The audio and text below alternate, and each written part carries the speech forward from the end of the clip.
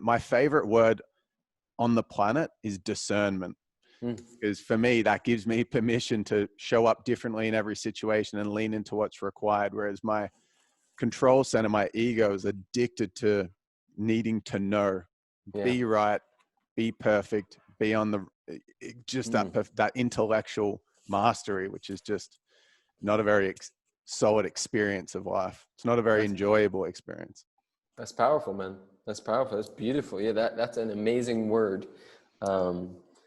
And I would agree. I'm constantly discerning what's needed, what's necessary.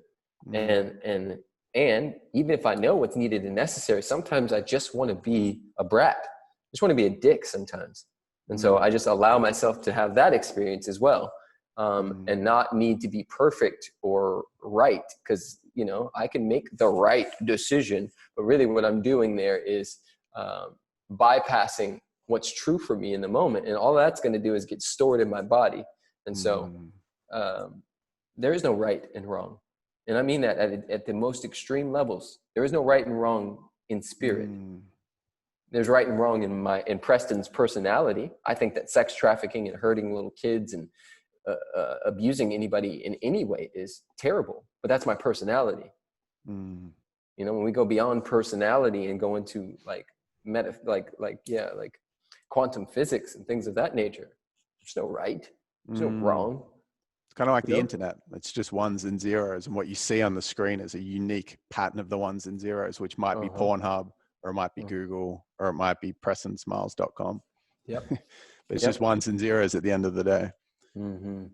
So discern, like if we just pause the idea of discernment so that I can ask this question and get some tangible responses on a daily basis and a weekly basis, what are the practices that at the moment are most beneficial for you? Can you hear me? Yeah.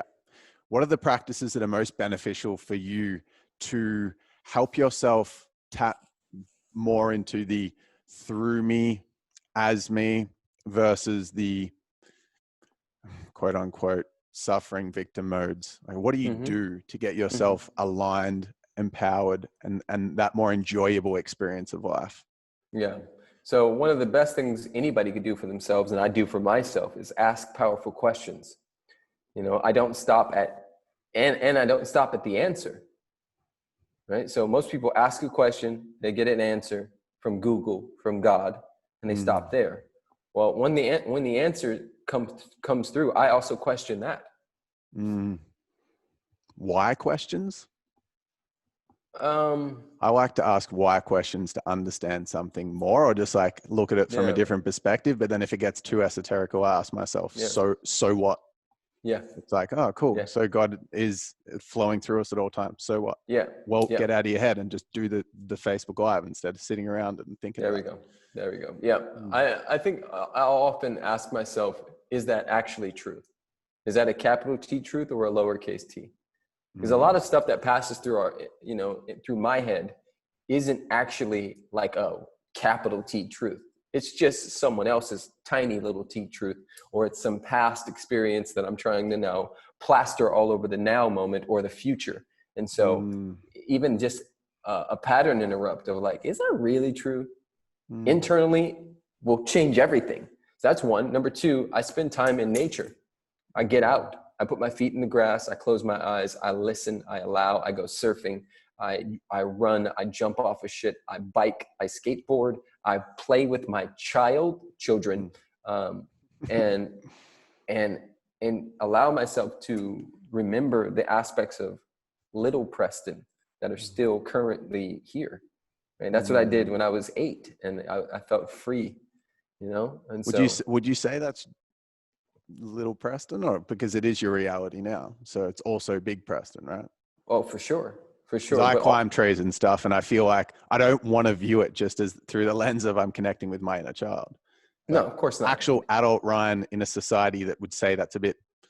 Adults you don't see adult. I've never seen an adult climb a tree ever. Yeah. I climb trees every day. and adult Ryan likes climbing trees. Yep. No, 100%. For me, it's that mention was even for those who are looking to find what that is for them. So I mentioned that, just placing it in the space. So for those of you who are listening saying, well, I don't know what mine is. Well, all you have to do is scan what lit you up as a child that you turned your back on, that people said, oh, that's immature, that people said, oh, that's stupid, right? And go play, go find out. I used to ride bikes everywhere. And then for many years, I didn't ride bikes. And so when I became back to like, well, what's my truth? What feels good? Well, I don't know what feels good because I haven't done anything in years. Okay, fantastic. Let's rewind back, because success leaves clues.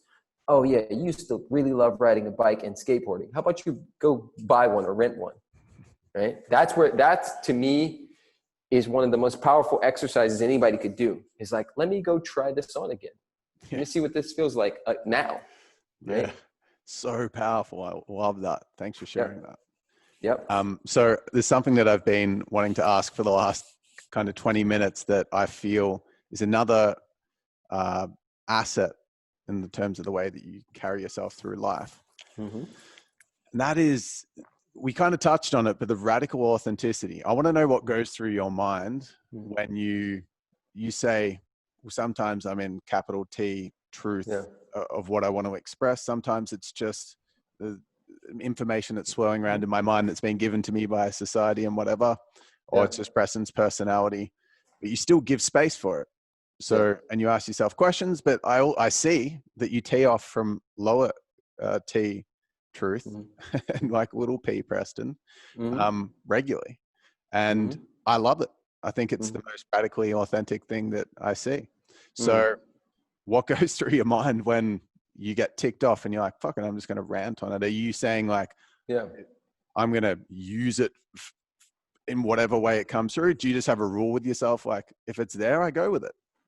Yeah. If it's there and it remains there for longer than an hour, then I'll give it back to the people. Sometimes I'll give it back to them from the space of teaching, which is most of the time. And then sometimes just like, yo, I'm going to use this platform just to throw some shit in the space.